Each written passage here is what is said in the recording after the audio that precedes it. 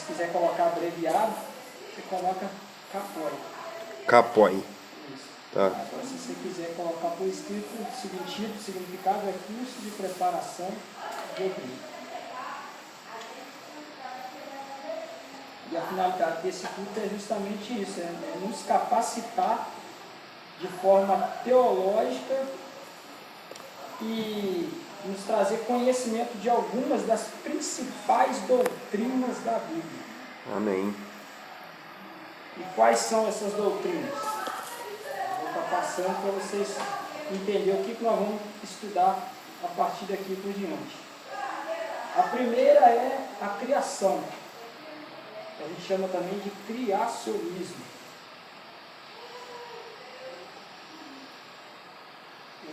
Vocês estão anotando aí, mas eu vou tentar elaborar para vocês a mesma apostila que eu tenho. Vou tirar xerox. Aí cada um vai ter a sua, daí por diante o negócio vai ficar um pouco mais sério. Criação, bibliologia, é a doutrina que estuda acerca da Bíblia, né? De onde ela veio, como ela chegou até nós. Fala sobre a inspiração e daí por diante. Aí a terceira matéria será teontologia. Teontologia. T-E-O-N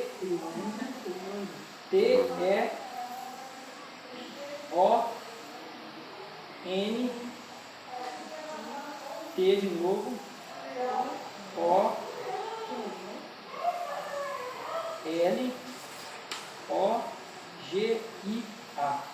Teontologia. É disciplina da filosofia. A doutrina acerca do ser de Deus. É. E depois é cristologia. Logia você já sabe, só escreveu Cristo. Aí você põe cristologia.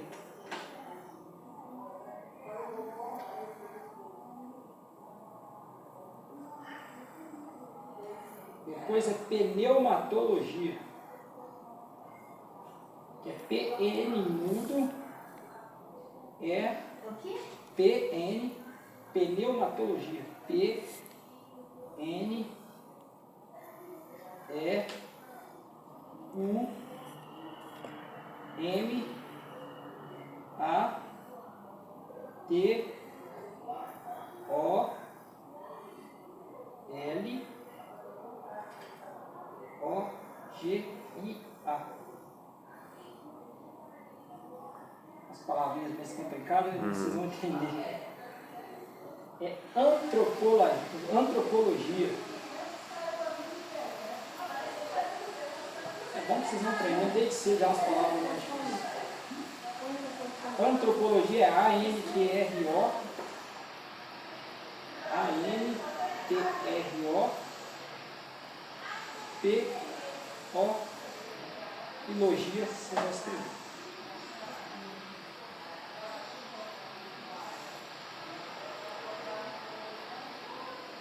Depois vem armatiologia.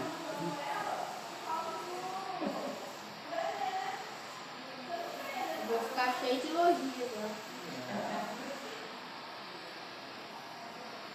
Sabe o que significa logia? Logia é estudo, tratado. Aí armate é pecado, a doutrina do pecado. Cristologia, tratado, estudo de quem? De Cristo. Pneumatologia, tratado, estudo de quem? De Deus. E daí por diante. Soterologia. Soterologia, tratado, estudo de quê? O que é sótero? Sótero é salvação. Estudo da salvação.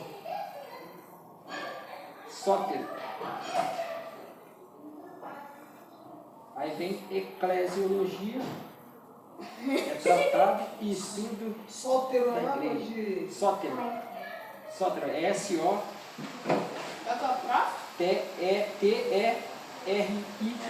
Ó, sótero. Depois de sótano. Depois de sótero é soterologia. Depois de sótano. Aí depois de soterologia vem eclesiologia, que é E-C-L-E-S-I-O-logia.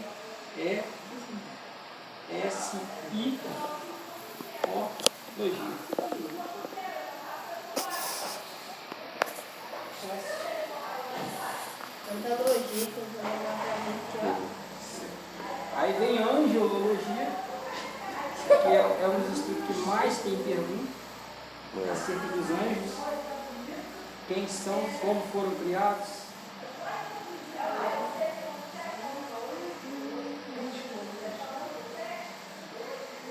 E por final, escatologia, que é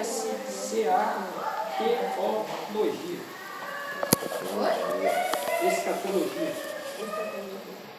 Escatologia. É S-C-A-T-O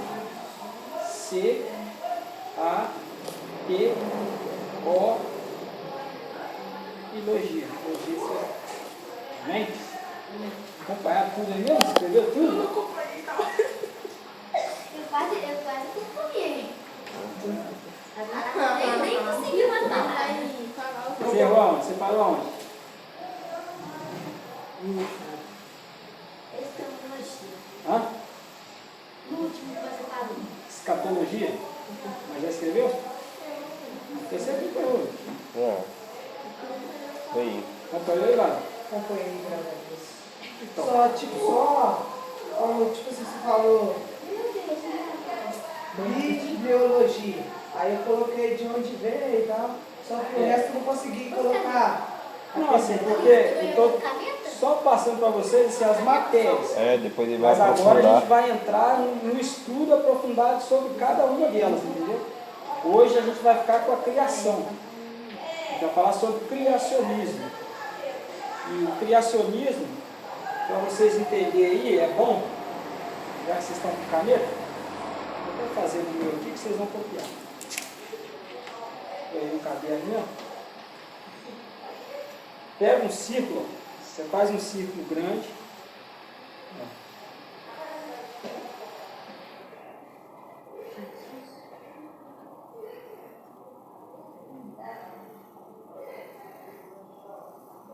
Vou mostrar para vocês, eu vou fazer o desenho e vocês vão entender.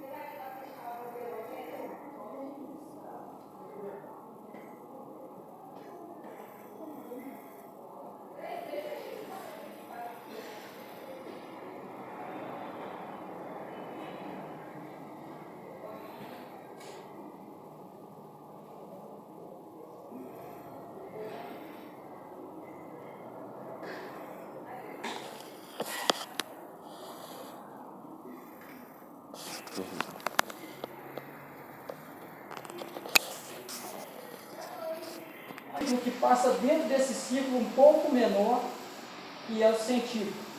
E um círculo que passa ocupando quase que a metade desse círculo, que é o religioso.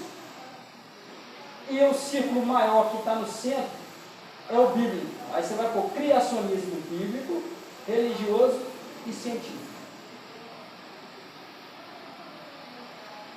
Se vocês quiserem fazer, tiver uma copinha, alguma coisa, vocês fazerem um círculo bem bonito aí, pode fazer.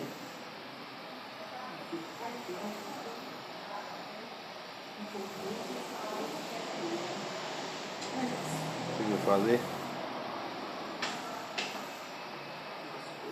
Entendeu? Eu vi que ele falando que é qual? Isso, não é um do lado do outro não. Para você entender o que a gente vai passar, é assim, ó. O central é o bíblico. O que está na beirada, tomando uma beiradinha dele, é o científico. E o que toma um pouco o espaço maior do central é o religioso. Por quê? Porque quando a gente estuda criacionismo, existem três fontes, três formas. É o criacionismo bíblico, o criacionismo científico e o criacionismo religioso. Nem sempre o religioso vai ser bíblico. Porque às vezes ele vai ter um conceito religioso, mas ele não vai seguir a regra da Bíblia, não vai seguir o conceito bíblico. Isso tudo que eu estou falando, vocês podem usar isso aqui como modelo, mas vocês não precisam escrever não.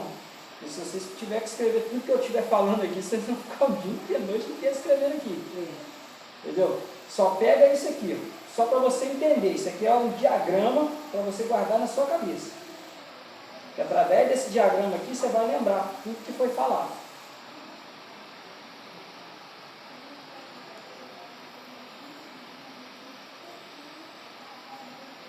Aí você coloca no da esquerda. Isso. Olha lá. Um pouco menor. O que ocupar um pouco menor de espaço, um pouco melhor que eu falo assim, ele vai entrar um pouco dentro do círculo do criacionismo bíblico. Vai ocupar um pouquinho de espaço. Por quê? Porque até as ciências, ela caminha com a Bíblia. Até as ciências, por mais que eles tenham as suas teorias científicas acerca do criacionismo, como por exemplo, Charles Darwin. Alguém já ouviu falar de Charles Darwin? A teoria de que o homem veio do macaco. Vocês estudam no colégio, o colégio fala isso. Porque o colégio ele foge disso daqui, ó, do bíblico, para explicar isso aqui, o científico. O colégio, ele não vai te apresentar a Bíblia, ele vai te apresentar a teoria de Charles Darwin, dizendo que o homem veio do macaco e veio evoluindo, através da espécie evolutiva. Escreveu, Ivan? Aí na outra bolinha, na bolinha da esquerda, é para colocar o quê? Religioso. Um é religioso, Um é bíblico e o outro um é bíblico e o outro é científico. Mas se vocês observarem bem, o bíblico ele está no centro. E todos os outros dois passam por ele. É obrigado a passar por ele. E por quê? Porque o bíblico não é uma teoria, é fato.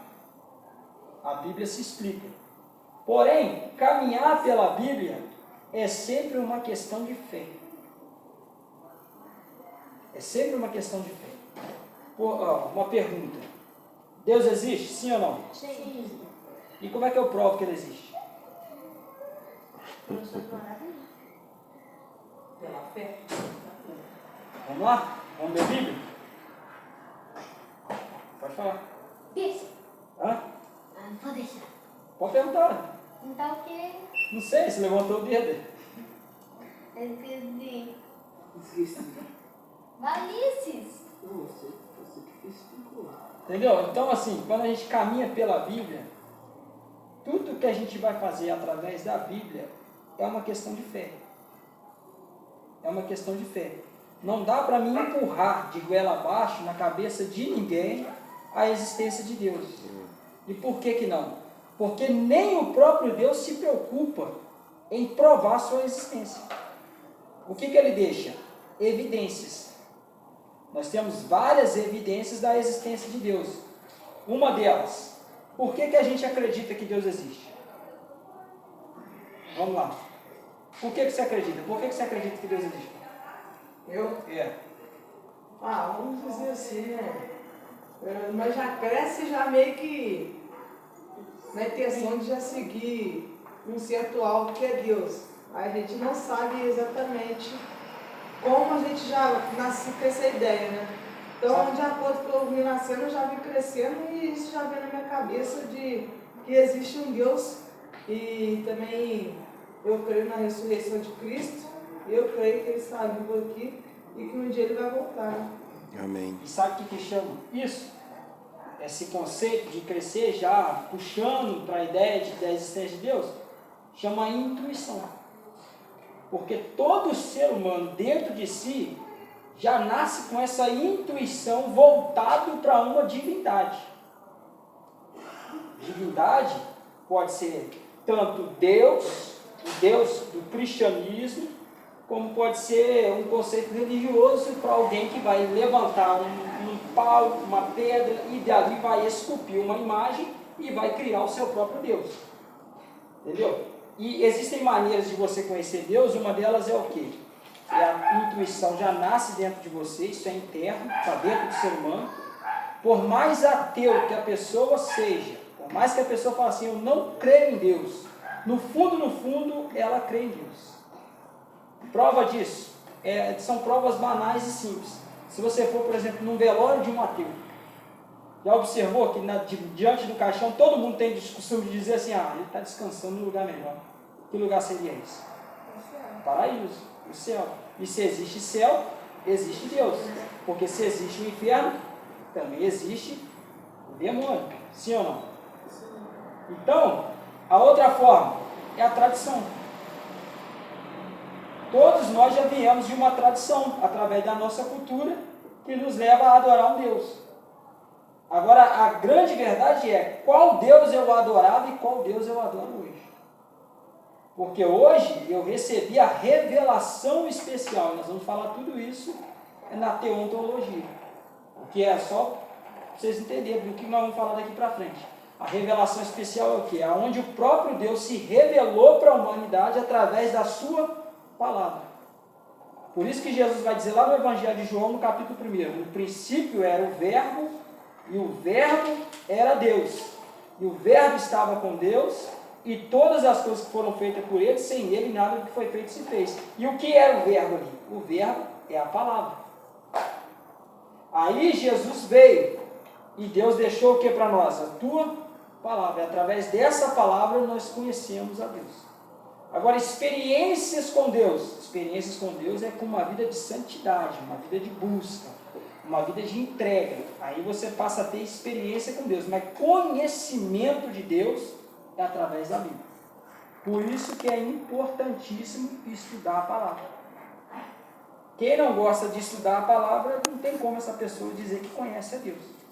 Porque diante da palavra, nós vamos estudar, por exemplo, teontologia, que vai trazer para nós atributos de Deus. O que são atributos? Atributos são características que Deus, as formas como Deus opera, são as suas características. Por exemplo, amor é uma característica, é um atributo de Deus.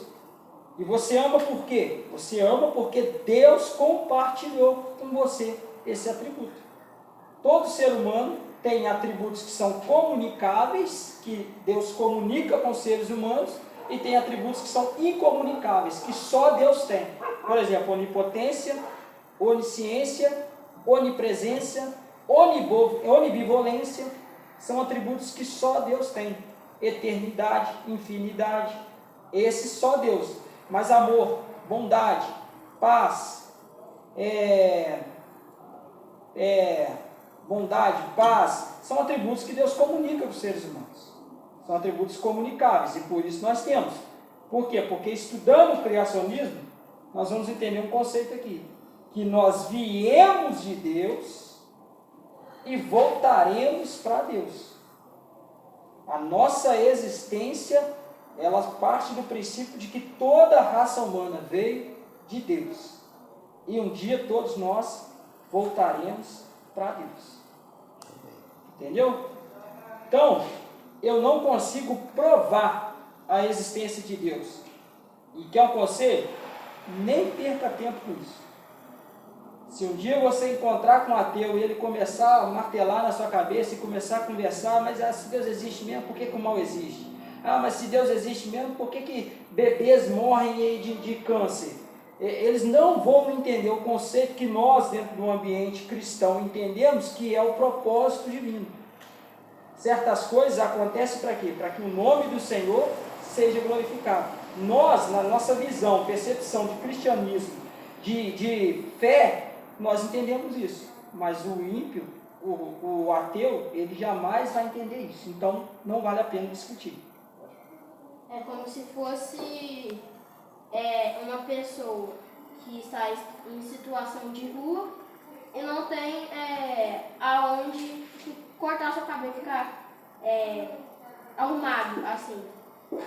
Por quê? Porque ele não vem buscar a Deus, não vem buscar ao barbeiro, no caso. Mesma coisa a gente. Como que a gente quer ter nossa salvação sem buscar Deus? Deus, ele existe. E o braço dele está aberto em busca da humanidade. Porém, quem tem que partir do primeiro passo? A gente tem que ir de encontro a ele. Só que na verdade mesmo, nunca é o homem em busca de Deus. É sempre Deus em busca do homem. Em busca da salvação do homem. O homem pecou lá no jardim do Éden, ele cometeu o seu pecado. Já observou? Lá em Gênesis 3, a partir do versículo 2, do capítulo 2 ao capítulo 3, que quando o homem peca, a primeira coisa que ele faz é tampar sua nudez. Ele pega lá uma folha de figueira e tampa sua nudez para se esconder de Deus. Por quê? Porque a nudez, ela representa o pecado na vida. E nu, ninguém poderia se achegar a Deus. A salvação, ela é uma vestimenta. E a prova de que é sempre Deus em busca do homem, que quando o homem, Deus desceu na variação do dia em busca de Adão, foi conversar com Adão, e Adão se escondeu, porque sabia que estava nu e tinha pecado contra Deus, o que Deus fez na sequência? Matou o cordeiro, tirou a pele do cordeiro e vestiu Adão. O primeiro sacrifício da história, quem fez, não foi Caim e Abel, foi o próprio Deus. O próprio Deus que sacrificou a primeiro sacrifício. E quem foi que morreu como sacrifício? O cordeiro. Apontando para quem? Lá na cruz do Calvário. Apontando para Jesus. Porque João Batista, quando Jesus aparece lá na beira do Rio Jordão, batizando, lá estava João Batista batizando. Aí quando Jesus aponta lá do alto da colina, o que ele fala? Eis aí o Cordeiro de Deus que tira o pecado do mundo. Então sempre é Deus em busca do homem, em busca da salvação do homem. O problema é o homem aceitar, é o homem concordar, é o homem se render aos pés do Senhor. Esse aqui é o maior problema. Mas voltando aqui, a questão da existência de Deus. Eu nunca vou conseguir provar, porque o caminho aqui é pela fé. E o que é a fé? Alguém sabe responder? Firme, fundamentos. Vai. Vamos de Bíblia. Lê lá, Hebreus 11:1. Tem vergonha de ler? Então vamos de Bíblia, vamos lá, vou ler. Então lê aí, Hebreus 11:1.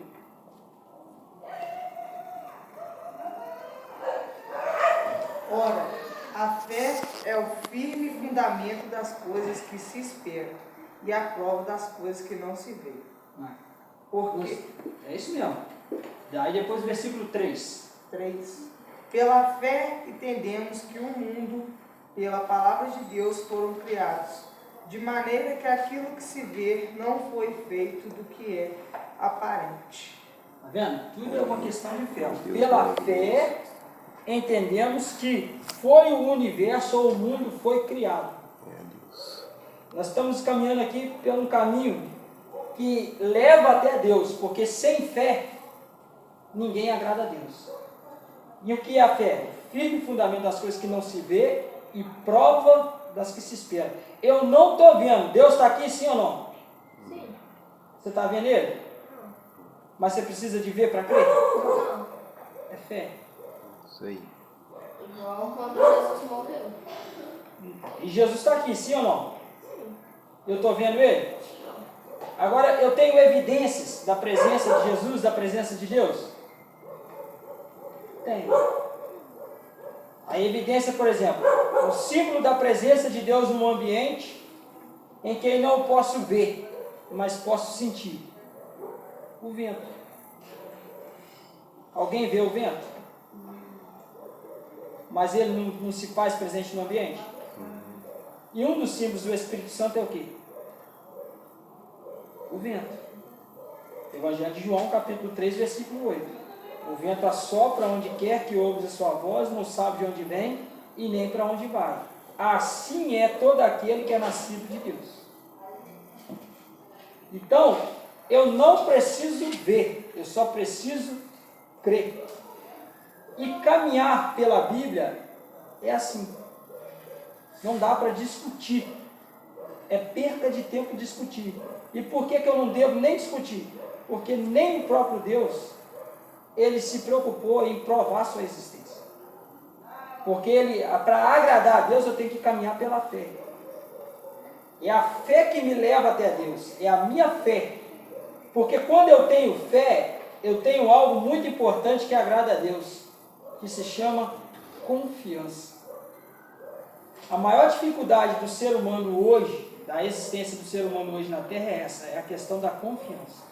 Porque a gente confia muito naquilo que a gente tem certeza, naquilo que a gente vê, naquilo que a gente pega, naquilo que a gente palpa, naquilo que a gente tem racionalidade, que a gente tem uma ciência sobre aquilo.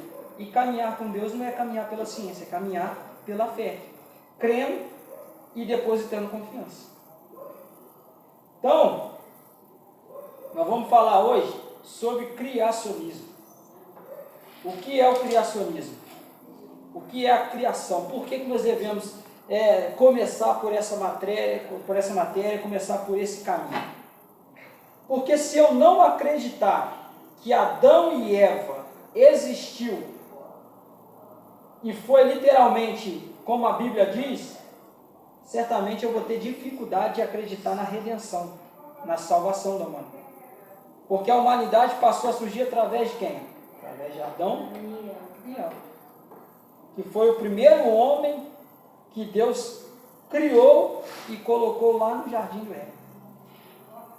Só que aí a gente fez um círculo aí, e dentro do círculo está o científico, que entra um pedaço dentro do criacionismo bíblico, porque a ciência tem dificuldade de acreditar na Bíblia. Por quê? Porque a ciência ela quer comprovar, ela quer trazer para dentro de um laboratório e explicar de forma detalhada e palpável. Fé se explica? Não. Não tem como explicar. A fé é como a gente disse, é algo que você não vê, mas espera. E essa fé que a gente tem, como é que ela opera dentro de nós? Existem 3 tipos de fé. Isso aqui é importante vocês guardarem. 3 tipos de fé. Existe a fé natural.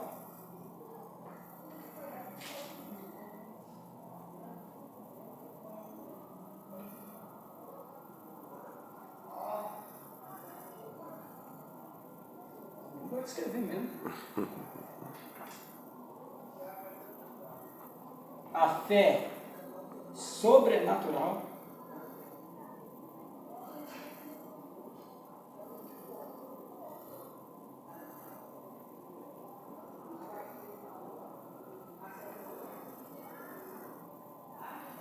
E a fé salvífica.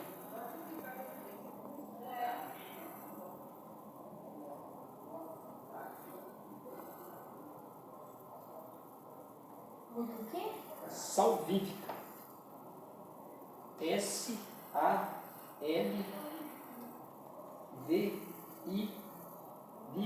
V-I de novo, C-A, salvífica.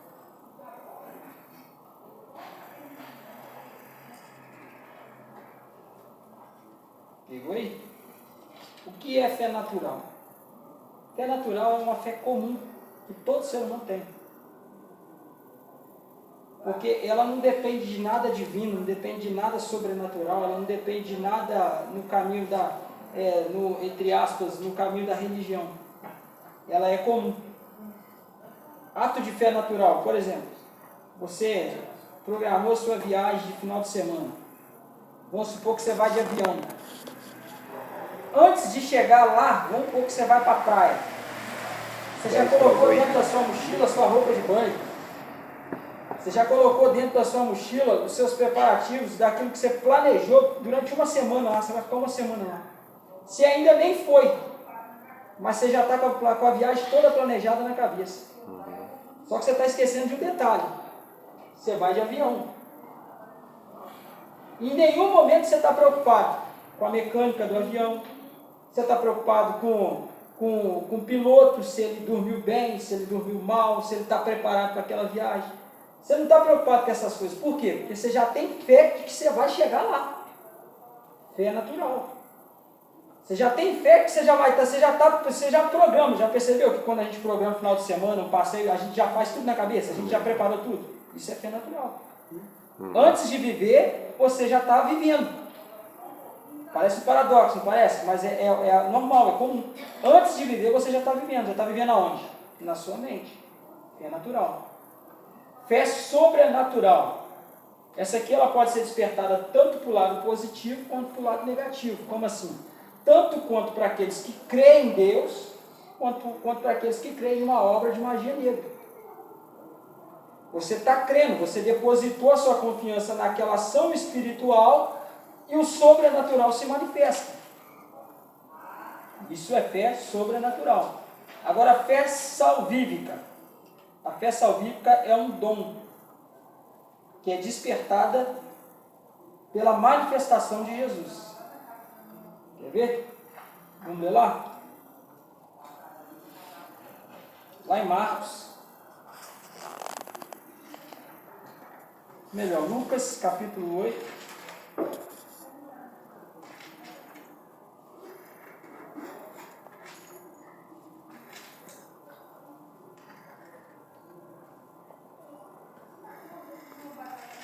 Vou achar aqui.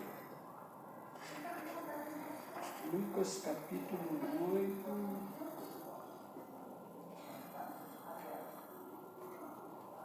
E o versículo 48.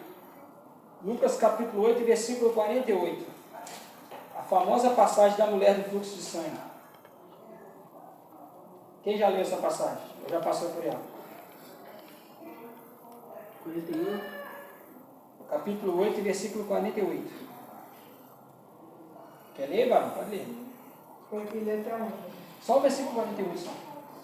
E eles disse: tem bom ânimo, filha, a tua fé te salvou e vai em paz. Aí, isso aí é fé salvífica. Por que essa fé despertou nela? Porque ela ouviu falar de Jesus. Ela tinha um problema de uma enfermidade incurável e ela vivia numa região onde todos viviam nessa mesma condição. A esperança dela era zero. Mas quando ela ouviu falar de Jesus, despertou nela uma fé, que é uma fé salvífica. Quando Jesus cura essa mulher aqui, Jesus não só cura, mas como ela também consegue absorver através da sua fé a salvação de Jesus. Isso aqui é muito importante para nós que somos crentes. Por quê? Porque havia uma multidão em volta aqui de Jesus. E no meio dessa multidão, uma mulher conseguiu ver quem Jesus era de fato. Porque às vezes a gente caminha com Jesus e não consegue perceber quem Ele é. Porque muitos aqui queriam só aproveitar de certas situações com Jesus. Mas essa mulher, ela não vai em busca de Jesus somente pela sua cura. Ela vai porque ela percebe e sabe que Ele era o Messias. Ele tinha virtude, Ele tinha poder. Tanto é que, o que ela faz? O que o texto vai dizer? Que quando ela ouve falar de Jesus, ela pensa consigo mesma: se eu tão somente tocar nele, eu serei curado. Uma multidão estava apertando e oprimindo Jesus, e ninguém recebeu virtude. Mas quando ela toca, a Bíblia vai dizer que Jesus para e fala: alguém me tocou, porque de mim saiu virtude. Está entendendo? Deu para entender? Fé salvífica. E essa fé, ela é despertada em nós quando nós abrimos, quando o Espírito Santo ele abre a luz ao nosso entendimento e a gente começa a caminhar pela fé com Deus. É aquele momento quando você aceitou Jesus, levantou a sua mão e a partir daí você percebeu que a sua mente ela se expandiu em relação à Bíblia. Você começou a ter um interesse a mais, começou a buscar um pouco mais e agora a sua vida ela é completamente diferente porque você anda pautado pela Bíblia. Aí deixou de ser intuição, porque você antes acreditava em Deus e buscava a Deus, acreditava na divindade através de uma intuição que tinha dentro de você. Agora não, agora o próprio Cristo se revelou a você através da palavra e a ação do Espírito Santo. Entendeu? E as ciências, ela tem essa dificuldade. Por quê? Porque tudo que é científico tem que ser passado pelo laboratório, tem que ser provado e comprovado. E aqui não dá para provar. Só dá para... a gente tem evidência. É claro que quando se fala, por exemplo, de Jesus, a gente tem provas concretas. Por quê? Porque a arqueologia, a ontologia e tantas outras matérias hoje tem que se render à Bíblia, e é por isso que as ciências têm que caminhar pela Bíblia. Tem que se render à Bíblia e acreditar mesmo que tudo que a Bíblia diz sobre os povos antigos, sobre as culturas antigas, fato foi verdadeiro. Inclusive a existência de Jesus. E não só a existência, como a morte e a ressurreição. Só que as ciências nunca vai se render à fé. Porém, ela tem que caminhar pela fé para descortinar a história. Exemplo, existe um cientista que ele gastou 50 anos da vida dele para trazer uma teoria e comprovar que as estrelas são feitas de gases. Se ele tivesse lido a Bíblia, ele teria economizado 50 anos de estudo. Porque está escrito na Bíblia que as estrelas são feitas do firmamento. O firmamento são gases. Entendeu? Como é que as ciências, ela tenta lutar contra a Bíblia, mas a Bíblia sempre vai estar na frente. E o religioso, ele caminha nos dois mundos. Por quê? Porque o religioso, nem sempre ele segue a Bíblia. Ele segue uma tradição antiga. E vai seguindo de tradição, de tradição, de tradição, ao invés de caminhar pela Bíblia. Agora, nós, cristãos,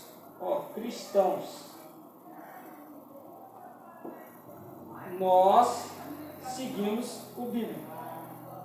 Por quê? Porque a Bíblia é a nossa regra de fé e verdade. E a Bíblia é a palavra de Deus, sim ou não?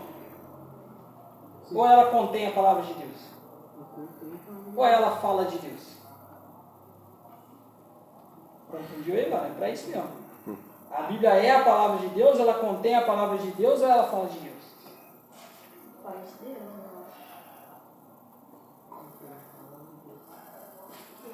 acho. É a palavra de Deus. Sim. A Bíblia é a palavra de Deus. Ela não contém, ela é. A Bíblia é Deus falando. Escrita por mais de 40 escritores, inspirados pelo Espírito Santo, mas é o único livro no mundo que quando você abre ele para ler, o autor se faz presente. O único livro no mundo que você pega para ler é o próprio Deus que se faz presente e é Ele que te interpreta. É Ele quem te dá a luz, é Ele quem te abre o entendimento acerca dele.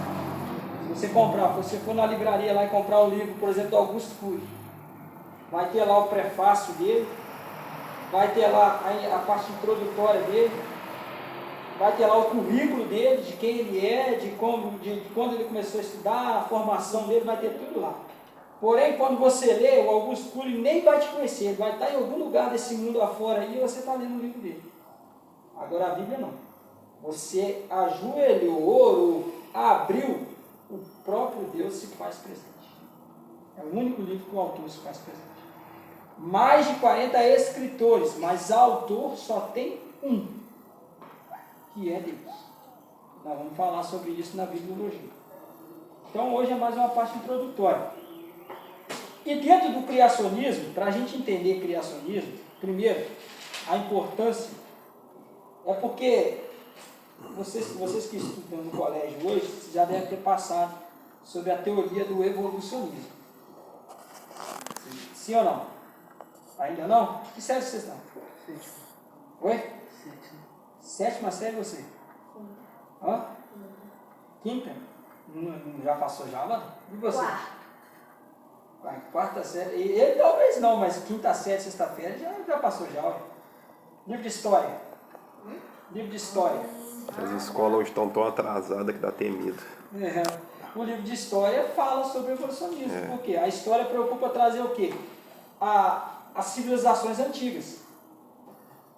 E a primeira coisa que surge é o quê? Como tudo surgiu. Como que o homem veio? Da onde o homem veio? Aí a teoria darwinista, que é o evolucionismo, vem dizendo o quê? Que o homem veio da evolução de um macaco.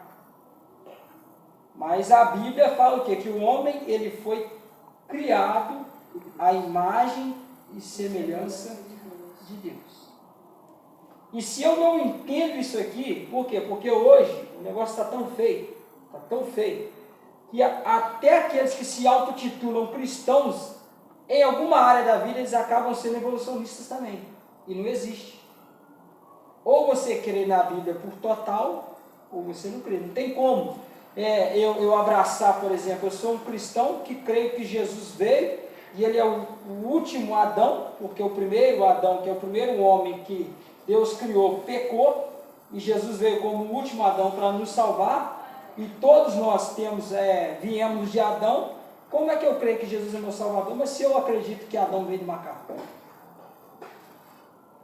Se eu acredito que o homem é uma espécie evolutiva que veio lá dos primeiros ancestrais, que é chamado de Australopithecus.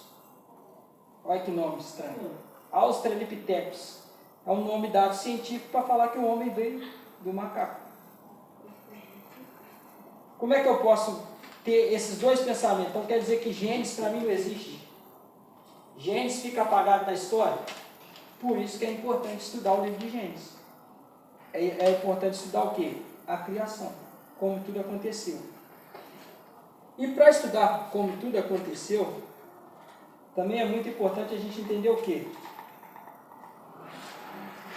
Como tudo era antes de tudo existir. Hein? Isso está em Gênesis 1, 2. Aí já é o segundo versículo depois da criação. Por quê? Porque a grande pergunta das ciências e dos ateus é: se Deus criou todas as coisas, então quem criou Deus? E aí, como que a gente... Hã? Como que Deus nasceu? Ah, tá vendo como é que a pergunta é de cunho curioso? Quem criou Deus? Da onde veio Deus? Como ele surgiu? E aí, como é que resolve essa questão? Acho que já falou. Acho que já falou. Para mim, o certo mesmo é nós parar em Deus. Porque se nós for nessa teoria desse pensamento, a gente ia fazer meio que errado, porque a gente ia pensar em Deus, e nunca ia chegar em Deus. Então Deus foi meio que o ponto final para concluir tudo. Porque se nós pensarmos, quem criou Deus? Aí depois, o Criador de Deus, quem criou o Criador de Deus? Aí nós ia só subindo, então melhor nós chegar num ponto certo mesmo que nós chegamos que é Deus. Então, Deus, ele é a fonte de toda a existência. E Deus, ele não pode ser criado. Por quê? Porque Deus, quando a gente estuda de Deus, a gente estuda a aceidade de Deus. O que significa aceidade? Aceidade significa um ser que existe por si próprio. Ele é autoexistente. Ninguém criou ele. Antes de existir tudo, só existia Deus. E mais nada. Tudo passou a existir através da ação criadora de Deus. E é por isso que, repetindo o que eu disse anterior, a gente veio dele e voltaremos para ele. O fim de tudo é acabar em Deus. Todo mundo vai ter que se comparecer diante de Deus. Aceitando ou não aceitando, concordando ou não concordando, crendo ou não crendo, todo mundo vai se esbarrar diante de Deus. Para aqueles que aceitam Jesus como seu Salvador, para o gozo eterno. Para aqueles que negam, para aqueles que zombam, para aqueles que criticam e rejeitam, a vergonha eterna. Vamos ler lá, para que não fique só nas minhas palavras? Daniel 12. É bom que nós vamos caminhando aqui, falando de criação e falando também da importância da nossa fé. 12 o quê? Daniel 12, versículo... acho que é versículo 2.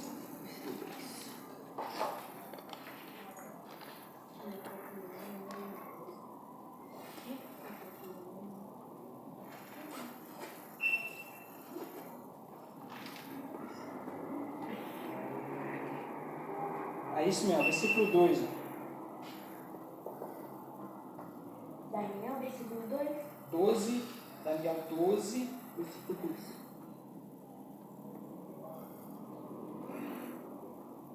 e versículo 2. Versículo 2.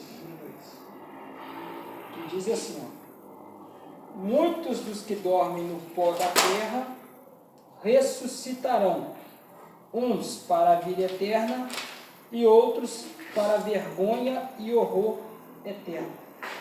O fim de toda a existência é se esbarrar em Deus. Então, todos nós. Agora, quem criou Deus? Ninguém. A própria palavra que é derivada ao nome de Deus no hebraico, que é Yahvé, essa palavra significa autoexistente, ou seja, aquele que existe por si próprio. Agora, antes de tudo existir, só estava Deus. O que Deus fazia?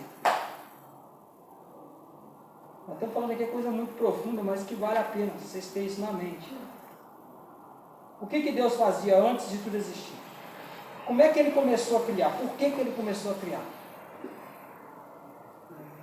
Antes de Deus existir, antes de tudo existir, só existia Deus.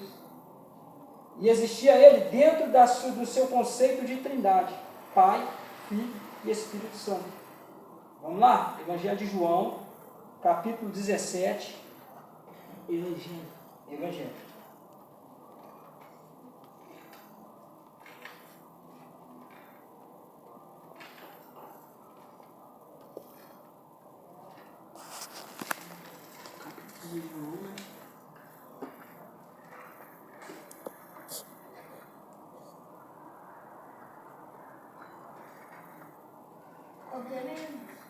Capítulo 17, a oração sacerdotal de Jesus.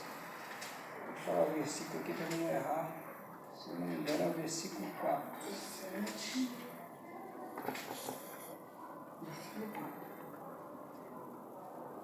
4. E versículo 5. Versículo 4 em diante, Jesus vai dizer assim, ó. Versículo 4, Evangelho de João, capítulo 17, versículo 4. Ó. Eu te glorifiquei na terra, consumando a obra que me confiaste para fazer. Ó, versículo 5. E agora, glorifica-me, ó Pai, contigo mesmo, com a glória que eu tive junto de ti antes que houvesse mundo. Entendeu aí? Com a glória que eu tinha contigo mesmo antes que houvesse o mundo. O que Deus fazia? Antes de Deus criar o mundo, criar o universo, só existia o Pai, o Filho e o Espírito Santo. Essa glória que Jesus está dizendo, glorifica-me com aquela glória que eu tinha antes, isso é chamado na teologia de pericorese. Pericorese. Significa comunhão do ser de Deus.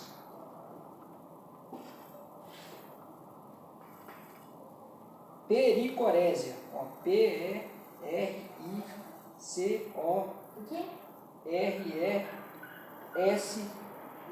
Pericorese. Pericorese. Significa comunhão do ser de Deus.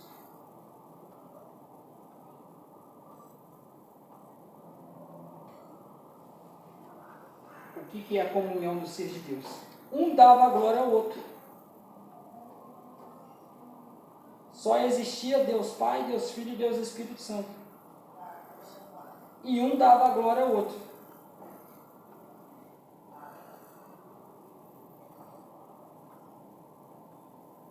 Entendeu aí?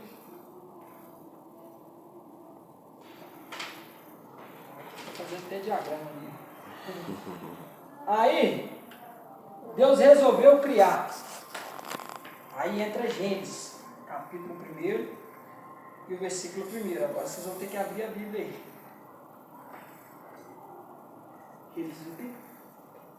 Gênesis, capítulo 1.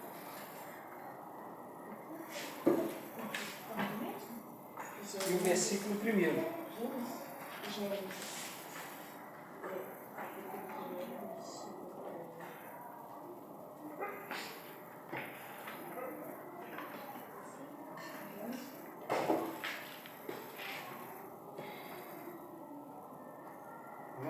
Vocês vão ter que aprender agora algumas palavrinhas em hebraico. Vocês não precisam anotar, não.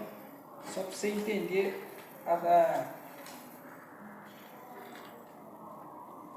entender a explicação do versículo. O que está escrito aí no versículo 1? Gênesis 1. No princípio, Deus criou o céu e a terra. Que princípio é esse? O princípio da eternidade passada. A eternidade onde só existia Deus. A palavra princípio aí, no hebraico é Bereshit. E o que significa Bereshit? Bereshit, ela é uma palavra que vem de uma outra raiz, de uma outra palavra, que é rosh, que significa cabeça. E da onde surgiu a criação, então? Surgiu da cabeça de Deus. Surgiu da mente de Deus. Deus pensou e Ele trouxe a existência. Por quê? Porque é Bereshit Bará, no princípio, Bereshit, que vem, uma palavra que vem de uma outra palavra hebraica, que é rosh, cabeça. Vai montando quebra-cabeça. No princípio, na cabeça de Deus, Bará ou bara, que é criar, é o verbo criar no hebraico, significa trazer à existência aquilo que não existe. Então, Deus pensou e trouxe à existência o mundo. Aí lembra lá de Hebreus? Hebreus 11:3, que Ele trouxe à existência o mundo, que pela fé entendemos que os mundos foram criados, aquilo que não existe de forma visível, Deus trouxe à existência. Então, Deus trouxe à existência aquilo que antes não existia. E o que é que Deus trouxe à existência? Primeiro, a criação se deu do céu para cima. Porque no princípio criou Deus os céus, no plural, e a terra, no singular. E quando se fala de céus no plural, a gente está falando do céu onde Deus habita, a gente está falando do universo, e a gente está falando do céu atmosférico, que é esse céu que é o nosso limite da nossa visão. Você olha para cima e você vê uma abóbada azularada durante o dia. Esse é o que? O atmosférico. Durante a noite você consegue contemplar as estrelas, mas a gente tem noção que está milhões e milhões de quilômetros de distância da gente. Mas é essa atmosfera que a gente chama de céu. E acima dessa atmosfera existe o universo. E acima desse universo, ou em um outro local, uma outra dimensão, existe o céu da glória de Deus. Deu para entender? E que não fique nas minhas palavras, é o apóstolo Paulo que falou isso. O apóstolo Paulo, lá em 1 ou 2 Coríntios, no capítulo 12, ele diz assim, conheci um homem, se no corpo eu não sei, se fora do corpo eu não sei, mas que foi levado até o terceiro céu e viu coisas inefáveis que aos homens não é lícito falar. É para esse céu que um dia nós vamos. O céu da glória de Deus. E quando Deus começou a criação de lá para cá, então os anjos foram feitos primeiros. Tudo que lá existe, que a Bíblia descreve, como por exemplo, os 24 anciões que está lá em Apocalipse, como os seres espirituais, como por exemplo o cavalo de fogo que desceu e conduziu Elias ao céu, tudo que lá existe, que a Bíblia descreve, vocês já devem ter passado por ela, foram feitos primeiros. Depois a terra. Então, Deus ele trouxe à existência o que não existia. Por quê? Porque essa é uma característica de Deus, que é ser um ser criador. Deus ele criou do nada, ele trouxe à existência. Só para que você entenda agora, no hebraico, é Bereshit, Balá, Elohim, Het, Hashamarim, Bet, Heteres. No princípio criou Deus os céus e a terra. E cada palavrinha dessa aqui tem um sentido que vai te abrir a mentalidade para você entender o importante de Gênesis capítulo 1, versículo 1. Porque primeiro, se Deus começou a sua criação dos céus, e isso parte como um princípio de Deus, isso tem que valer para nós também. O princípio da nossa vida é sempre buscar os céus no primeiro lugar. O princípio da nossa existência é sempre buscar o céu. Colossenses capítulo 1 e capítulo 3 e versículo 16 diz assim, já fostes crucificado com Cristo. Agora buscais as coisas que vêm do alto. Jesus, no Evangelho de Mateus, no capítulo 6, Versículo que? Colossenses. capítulo 3, versículo 16. Jesus na cruz, no Evangelho de Mateus, no Sermão do Monte, o que ele vai dizer? buscai em primeiro lugar,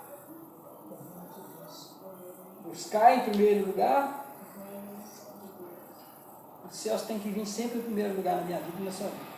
Meu Deus. Sempre. É um princípio. Se tivéssemos somente Gênesis, capítulo 1, versículo 1, na nossa vida, se todas as páginas da Bíblia fossem rasgadas e te restasse somente esse versículo, era o suficiente para você entender o plano de Deus.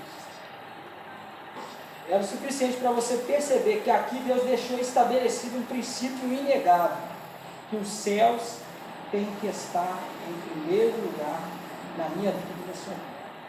Porque se Ele priorizou a criação partindo dos céus primeiro, quem somos nós? Para achar que são as coisas terrenas que têm que ficar em primeiro lugar.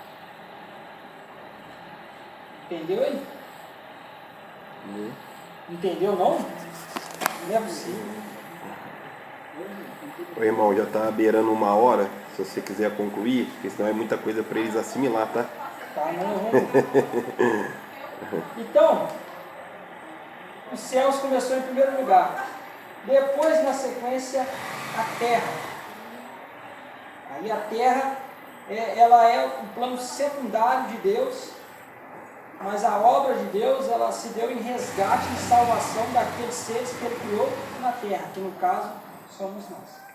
Então assim, hoje nós vamos ficar por aqui, para não ficar muito extenso ali.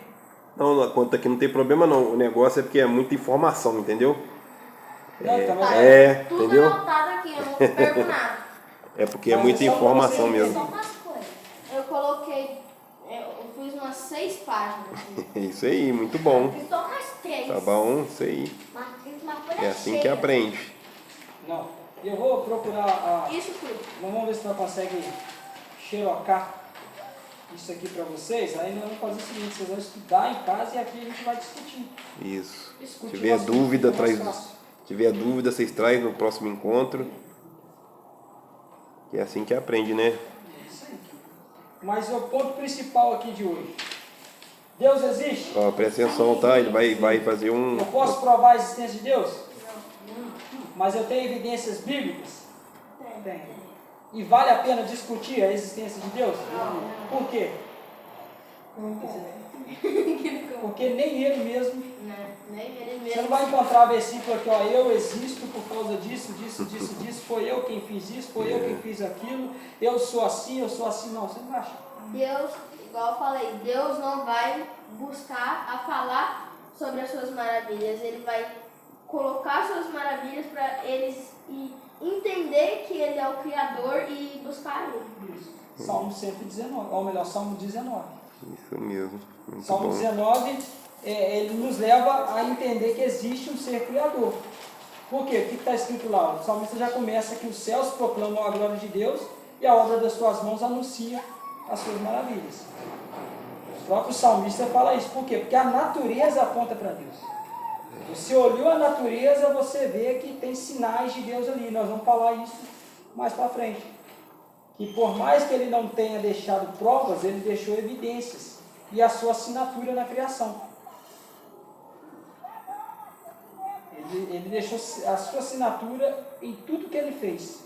E a gente vai ver isso com clareza mais para frente. Beleza? Amém. Deu para entender alguma coisa? Sim. Foi bom? Sim. Chato? Não. Ruim? Não. Então tá bom. Então vamos ficar de pé. Deixa eu só fazer uma oração. Os meninos estão de parabéns aí. Agradecendo a Deus por esse momento, por essa oportunidade. Deus, oh Deus maravilhoso. Nós possamos crescer juntos aqui na graça e no conhecimento. Deus, obrigado, Senhor, por mais essa Bendito Deus e oportunidade. eterno Pai, Oh Deus nós te louvamos e te glorificamos, te agradecemos por esse momento, por esse dia, por essa oportunidade. Entendemos que o Senhor, meu Pai, é soberano, Criador de todas as coisas, e é o Senhor quem capacita, é o Senhor quem levanta, é o Senhor quem usa. E aqui estamos, meu Senhor, diante, meu Pai, dessa juventude, meu Pai, desses jovens, que querem, meu Pai, ter um conhecimento de Ti. Por isso, meu Pai, abra a nossa mente. Usa, meu Senhor, a vida dos Teus filhos. Que em nome de Jesus, o Teu Espírito Santo tenha liberdade nesse lugar. Fica conosco e seja conosco. Nos dá uma noite de descanso, uma noite de repouso. E que nada do que foi falado aqui se perca, meu Senhor. Mas antes, que seja como, meu Pai, um incentivo para buscar mais. É o que nós oramos e te pedimos em nome de Jesus. Amém. Amém. Obrigado, Jesus.